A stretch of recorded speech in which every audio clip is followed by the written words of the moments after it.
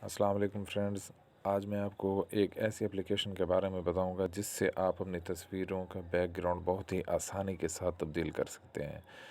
अक्सर हमारे दोस्तों को ये मसला दरपेश आता है कि वो जब सेल्फ़ी लेते हैं या अपनी तस्वीर बनाते हैं, उनकी तस्वीर तो बहुत अच्छी आ जाती है, लेकिन बैकग्राउंड अच्छा ना होने की वजह से वो अपनी तस्वीरों को सोशल मीडिया ऐप्स पर डाउनलोड नहीं करते।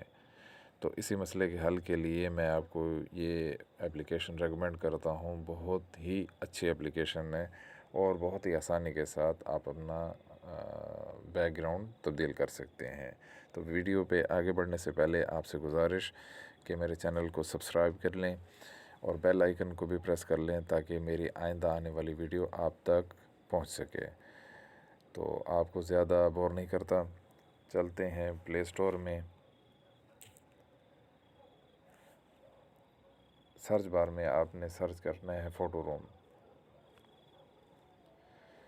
मैंने ऑलरेडी ये एप्लीकेशन इंस्टॉल कर रखी है, तो चलें इसको ओपन करते हैं। जैसे ही आप एप्लीकेशन को इस तरह का इंटरफेस आपके सामने आएगा, तो आपने स्टार्ट फ्रॉम फ़ोटो पे क्लिक करना है। तो आपकी गैलरी ओपन हो जाएगी। यहाँ से कोई भी एक तस्वीर आप ले लें।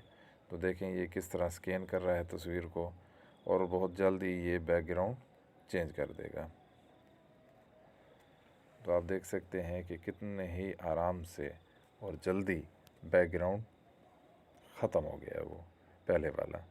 तो अभी आप डार्क भी रख सकते हैं, ब्लैक, सिंपल, ट्रांसपेरेंट, कोई भी, या अगर आपको और कलर पसंद है तो नीचे और कलर भी मौजूद हैं, जैसे कि ये।